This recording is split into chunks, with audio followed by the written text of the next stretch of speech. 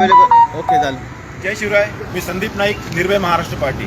आज मी DG1 जे मांडा टिटवाळ्यातलं DG1 आहे त्या ठिकाणी मी उभा आहे. काल रात्री मला आपल्या टिटवाळ्यातले जे ग्रामस्थ आहेत त्यांनी मला फोन केला होता शेलार साहेबांनी. तर बोलले जाम हाईट या ठिकाणी खूप मोठी समस्या आहे, तर त्या समस्येबद्दल भेटा म्हणून वगैरे. आणि त्यांनी KDMCला आणि महाराष्ट्र शासनाला भरपूर पत्रव्यवहार केलेला आहे, पण त्यांचे गेले 8 वर्षापासून दखल घेतलेली नाही आहे. तर आज ते मला भेटले. त्यांना बोललं सकाळी भेटा, आपण आयुक्त आज टिटवाळ्यामध्ये येणार आहेत असं जवळ समजलं. म्हटलं आपण आयुक्तांना भेटून निवेदन देऊ.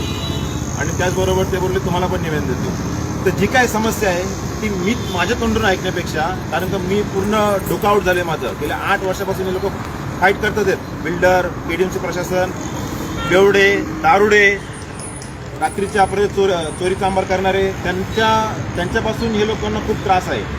तर आपले जे आहेत ते आपल्याला सांगतील.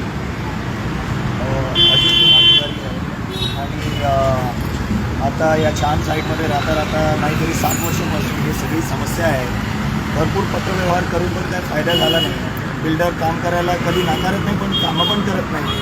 आपण KDMCकडे टॅक्स भरतो नाही तर हिशोब केला आपण 1 कोटीपर्यंत लास्ट गेल्या 7 वर्षामध्ये आपण टॅक्स भरलेले आहेत.